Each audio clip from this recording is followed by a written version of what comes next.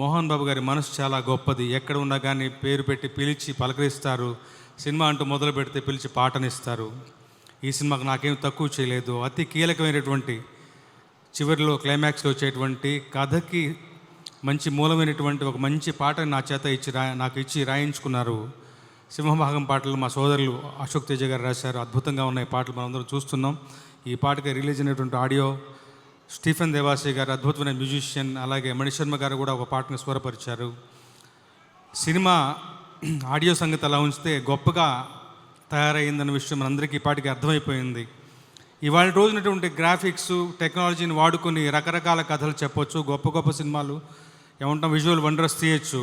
కానీ వాటన్నిటిని పక్కన పెట్టి మనదైనటువంటి ఒక కథని చెప్పాలని నిర్ణయించుకోవడం, అది ఒక భక్తి తత్వం ఉన్నటువంటి ఒక కథని, మన గడ్డ మీద నడిచినటువంటి గొప్ప జానపదాన్ని, ఒక పురాణ కథని తీసుకుని ప్రపంచం మొత్తానికి తెలియజెప్పాలన్నటువంటి మోహన్ బాబు గారు, విష్ణు గారి సంకల్ప బలం చాలా గొప్పది. ఎక్కువ మాట్లాడను. ఆ సంకల్ప బలం వల్లనే ప్రభాస్ గారి దగ్గర నుంచి, అక్షయ్ కుమార్ గారి దగ్గర నుంచి, మోహన్ లాల్ గారి దగ్గర నుంచి గొప్ప గొప్ప స్టార్ కాస్ట్, మంచి మంచి టెక్నీషియన్స్ అందరూ వచ్చి జతగూడి ఈ ప్రాజెక్టుకు తమదైనటువంటి ఒక సహకారాన్ని అందించారు. అందువల్లనే ప్రాజెక్ట్ గొప్పగా తీర్చిదిద్దబడింది.